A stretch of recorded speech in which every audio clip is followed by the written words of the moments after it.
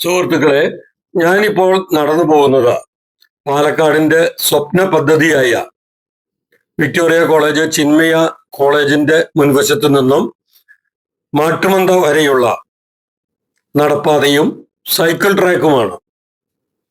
ഇവിടെ എങ്ങനെ നടക്കാം, എങ്ങനെ സൈക്കിൾ ഓടിക്കാം?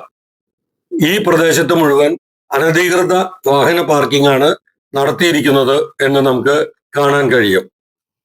ഈ പ്രദേശത്തുള്ള സ്ഥാപനങ്ങൾക്ക് പാർക്കിംഗ് ഏരിയ ഇല്ല എന്നുള്ളത് ഏറെ ശ്രദ്ധേയമാണ്.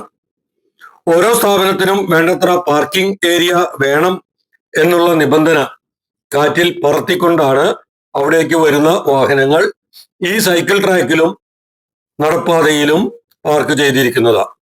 സൈക്കിൾ ട്രാക്കും നടപ്പാതയും ഈ സ്വപ്ന പദ്ധതി പാളിയിരിക്കുകയാണ്. ഈ പദ്ധതി പൂർത്തിയായിട്ടില്ല.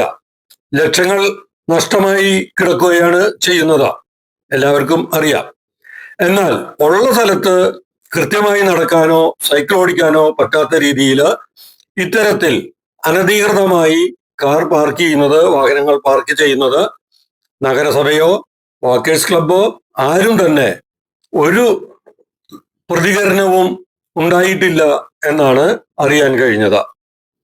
നാട്ടുകാർ ഇത് വളരെ ശക്തമായി പരാതിപ്പെടുന്നുണ്ടെങ്കിലും ആരും ഇതിനെതിരെ നടപടി എടുത്തിട്ടില്ലെന്ന് പരിസരത്തെ ആളുകൾ പറയുന്നു.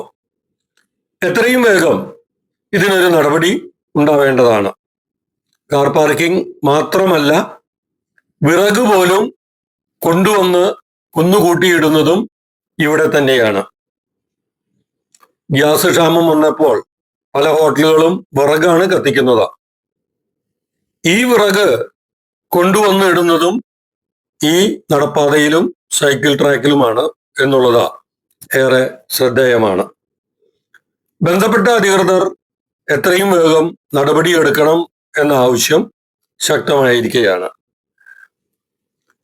സ്വപ്ന പദ്ധതി പാളിയെങ്കിലും ഉള്ള സ്ഥലത്ത് കൃത്യമായി നടക്കാനും സൈക്കിൾ പോവാനും ഉള്ള ഒരു സംവിധാനം ഉണ്ടാക്കണം എന്നാണ് നടത്തക്കാരും സൈക്കിൾ ചവിട്ടുകാരും പറയുന്നത്. അധികൃതർ നടപടിയെടുക്കില്ലേ?